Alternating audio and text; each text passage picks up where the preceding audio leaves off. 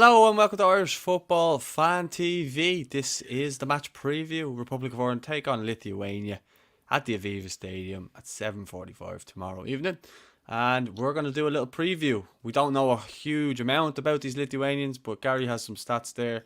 And then we're going to mainly focus probably on our team because we usually have opposition previews, but there didn't seem to be many suitors for the old Lithuanian Fan TV. So we're going to just go with ourselves. If anyone wants to get involved in the comments, of course, do, and we'll read your comments out. We'll read the best ones out. So get involved in the comments. If you're new to the channel, don't forget to subscribe. Gary, take it away, my friend. Yeah, so, well, frankly, Lithuania are one of the weakest teams in Europe. They were in Northern Ireland's group in qualifying for Qatar, but they were never really at the races. They were beaten 4-1 at home by Northern Ireland. They only lost 1-0 in Belfast in November, but that was, I believe, an absolutely dreadful game. Their one high point was they beat Bulgaria 3-1 at home and only lost 1-0 away, but they were well beaten by Italy, well beaten by Switzerland. Even in friendlies against their neighbours like Latvia and Estonia, both beat them. They drew with Kuwait. I mean, the results there is nothing to be worried about. They were hammered by Spain in a friendly as well.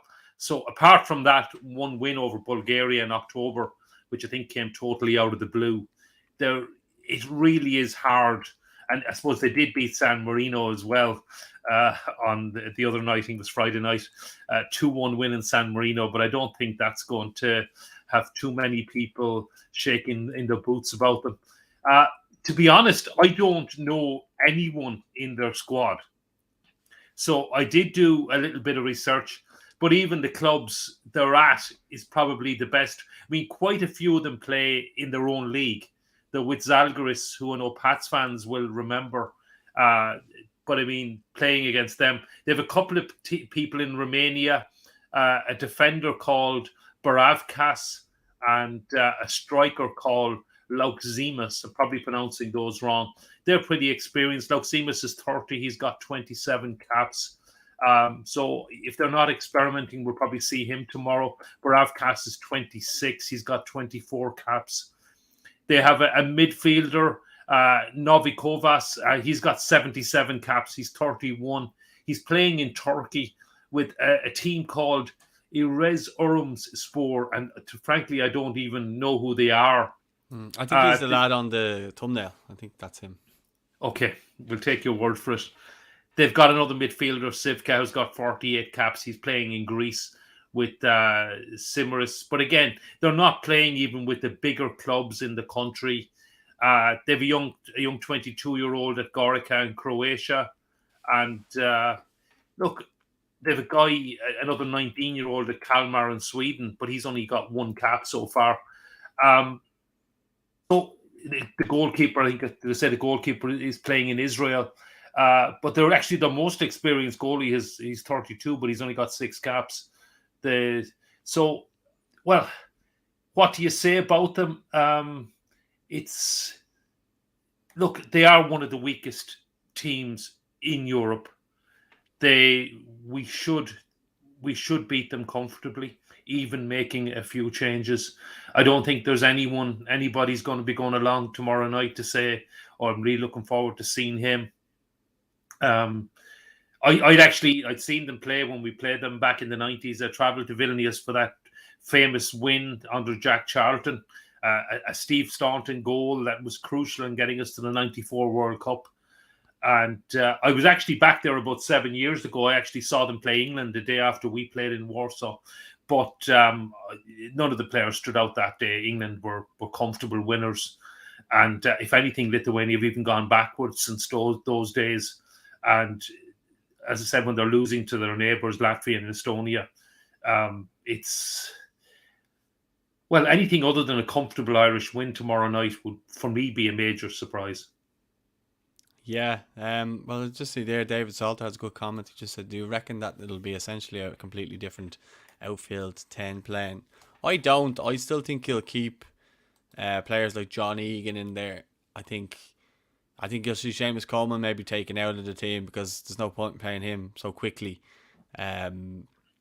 after playing on Saturday, and I don't think that Frank Lampard will want Coleman pulling up with an injury. I'd say Matt Doherty could maybe be rested as well because he's suffered injuries on the last few international breaks as well. But I'd say like a John Egan and Shane Duffy would probably play. But I still could imagine someone like a Nathan Collins coming in, or Darragh O'Shea even to come into the side as well. So yeah, you can maybe see two at the back three rested maybe. But I wouldn't say like someone like Josh Cullen would be taken out of the team. I think he'll stay in there. I think Hendrick may be taken out. I think Malumbi may come in for him. Then you've got that the number 10 positions. Does Conor Ronan maybe make an appearance, or someone Stephen Power just said there. Manning might come in and play left wing back instead of McLean. That could be a shout. I'd like to see Nathan Collins start, to be honest with you, and I'd like to see Darragh O'Shea play as well. So there's good competition. I'm trying to think of what other positions. I think maybe Ogbene probably will start again, although he might have that cup final in mind, so he might get rested as well. So yeah, there's definitely going to be a lot of changes, I would imagine. I look forward to doing my starting 11 show later on and kind of figuring out who I'd like to see. If I actually take a look at the whole squad as a whole, but I don't see experiments in terms of Kelleher. I think he'll play. I think if we're comfortably winning, you might see James Talbot make his debut late on in the game, or Max O'Leary, depending on how Stephen Kenny feels. If we're 4-0 up in the 70th minute, he may decide to give one of them an opportunity to come in. Troy Parrott might come in up front, or Will Keane, as we said just there in the final word. So there is a lot of competition around the team now. I think the team that will probably start in the games in June was the team that started on Saturday against Belgium. Minus a few injuries maybe. Enda Stevens might come back in there, as you said, Gary, and I think you had one more player in there, Adam Ida maybe as well. So, but mostly, that was 90% of our strongest team. I think that started on Saturday. I wouldn't, but I think. Just to go back to your comment, David, I could see 5 or 6 changes, probably. I think maybe 6 or 7, yeah. I don't see a whole 10. Possibly, he might do that. I think it was Keith Andrews did say Caoimhín Kelleher will start. But, I think, Chidozie had a great game on Saturday. As you say, he's a cup final coming up. I think for quite a few of the players, Stephen knows what they can do. So, but also for the players coming in, he does want to have some senior players around just to have them fit into the system rather than 10 totally new players coming in. I don't know how much he'd actually learn from that either. So it is a balance. Yeah, I think the likes of Seamus Coleman might sit it out. And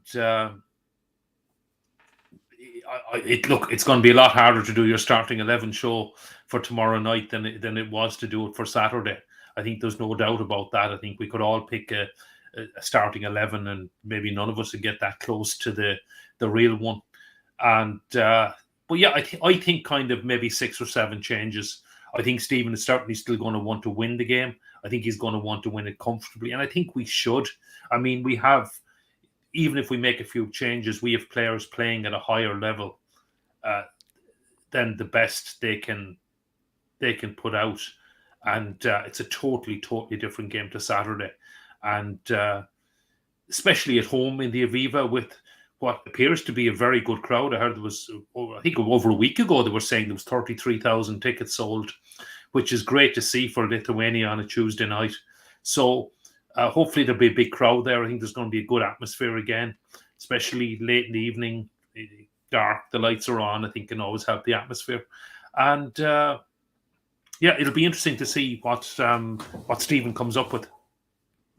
Yeah, well, I think either way, it'll be the same system. Obviously, I think Jason Knight will probably be rested as well. I think someone else might come in. Don't forget, like if Will Keane does start up front, Troy Parrott could play the position that Knight was playing, or Benny was playing. So there is that. Conor Howerton as well could come in there. Alan Brown may come in after scoring. So there is those players in there as well that you just kind of forget about sometimes. Howerton looked kind of up for it today in training, and we went through the defenders and kind of the other players, but there's midfielders there with a point to prove. I think Howard has a point to prove under Kenny. He hasn't really had any great games that I can remember that he stood out in, and he might be looking for something, to maybe get him going.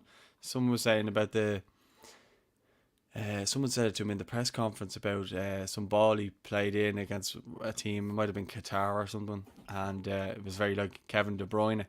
So he was maybe had a good kind of end to the campaign there under Kenny, but he doesn't really have any standout moments. Like he obviously had that goal against Georgia, under Mick McCarthy, but since then hasn't really hit the heights at international level, and obviously his club career hasn't worked out brilliantly.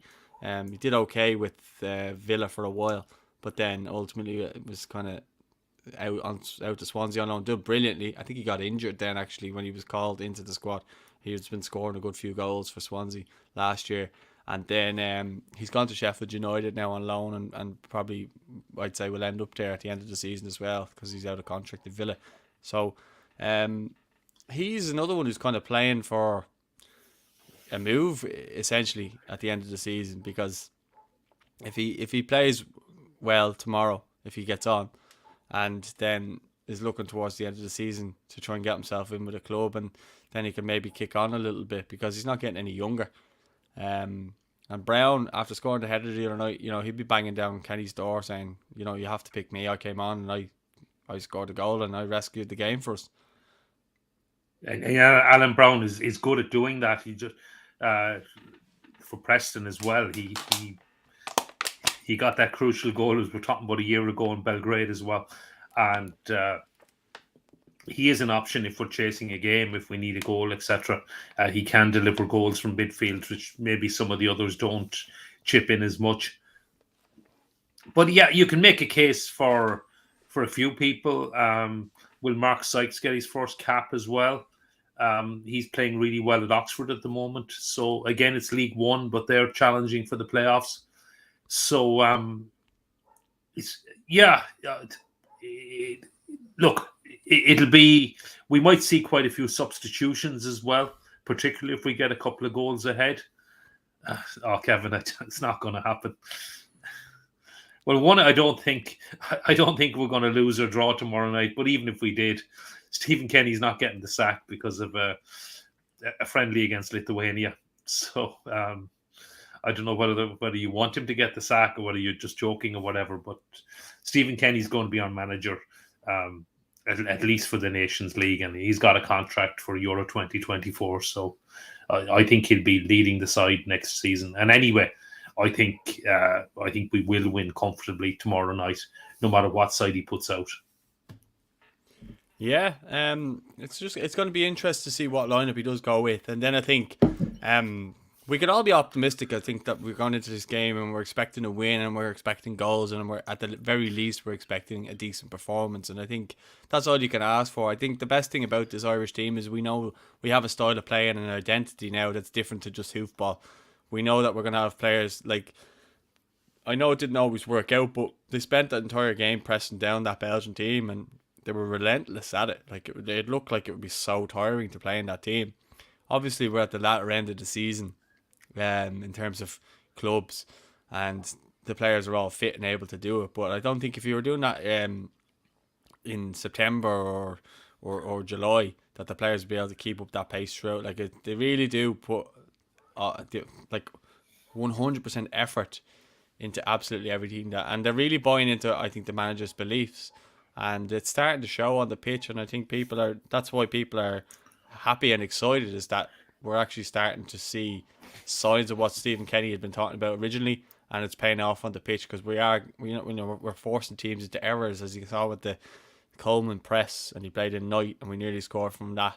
That just came from just a press from one of our centre backs pushing right up, and knowing when to press as well, not just pressing for the sake, but knowing when to do it and when to trigger it.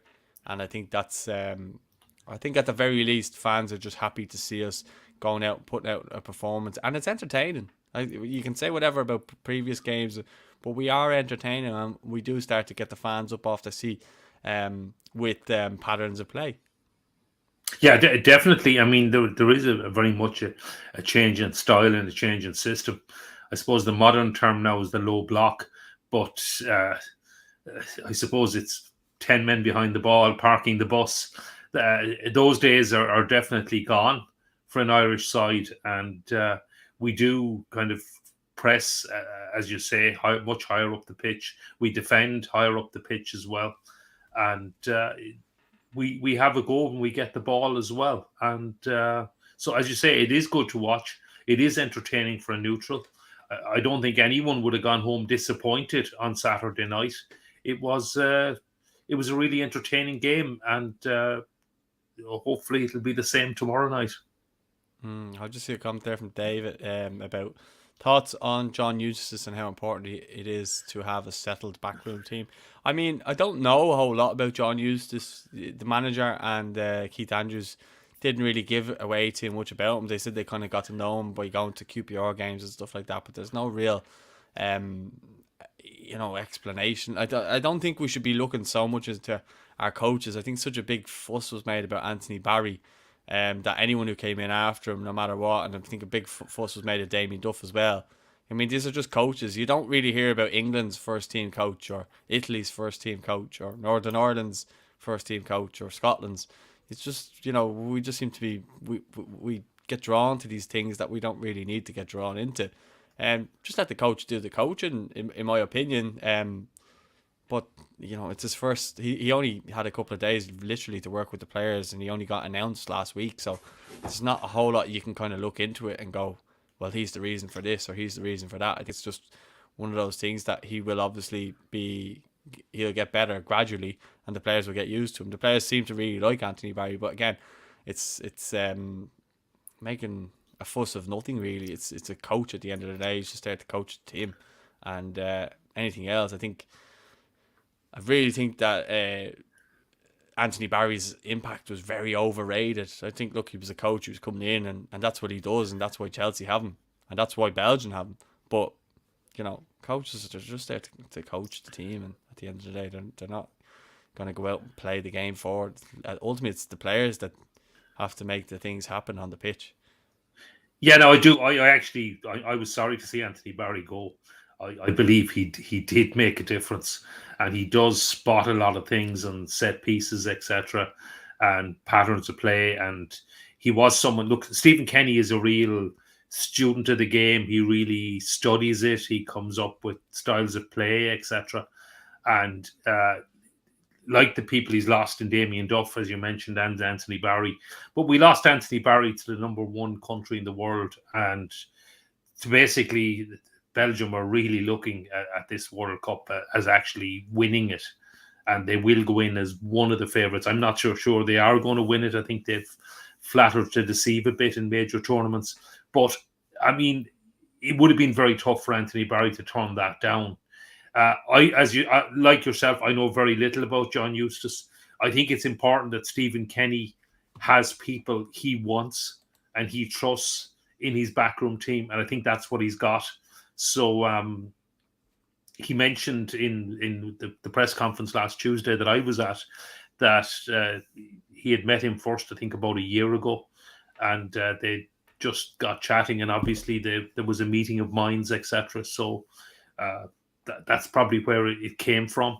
But yeah, I wouldn't attach a huge amount of importance to it, but it is important that Stephen has the people he wants. And yeah, David's asking how important it is to have a settled backroom team. It would be better, obviously, if it was. It hasn't worked out like that for whatever reasons. But hopefully, I suppose it will be going forward. But the main thing is that, as I said, probably repeating myself again on this, that Stephen has the people he wants, the people he trusts at his side, that he's picking who and I think that is the case, definitely. It may not have always been the case in the past, but that he's picking the people he wants and he has them there and he's working with them. Because I think, I'm not going to name any names, but there have been a couple of people in the past who may have been forced on a manager and they may have been left just putting out the training cones or whatever because manager doesn't trust them, doesn't really want them doesn't really fit in, and they're just working around them. Yeah. Well, I think we just leave it at our prediction and then go from there. I suppose I'm gonna go first here, and I'm gonna put my neck on the line here. I'm gonna go 4-0. I'd love to see a Troy Parrott get his a goal at the Aviva, or maybe a couple of goals. And I would like to see Will Keane maybe on the score sheet as well, and maybe someone, maybe someone like a Dara O'Shea as well, a nice set piece corner goal or something like that. 4-0 for me. I'll go one less. I'll go with 3-0, but a comfortable 3-0 win. Lenny has given me a bit of a compliment there. He says, Paul, congratulations, total kudos. You're the only journalist who has figured out Kenny's business shtick. Half or more that squad owe him their careers. You were totally right about the under 21. Yeah. Okay. Look, it's fact at the end of the day. A lot of them started coming through then when he started playing them, and that was a really good crop of players coming through, and we hopefully still have some more coming through despite what your pessimism. But yeah, let us know your thoughts in the comments on anything we discussed there. I'll be doing a Starting 11 show later on, and the 2 press conferences with Johnny Egan and Keith Andrews are going up, or will be public at 11, so I have them uploaded. So make sure you stay tuned for them. If you're subscribed, you should get a notification. If not, just check it out at 11, and I hope to get my Starting 11 show up this evening. If I don't, I'll have it first thing up in the morning. So don't forget to like the video, don't forget to subscribe. We'll speak to you all soon. Enjoy the game, and come on, you boys in green.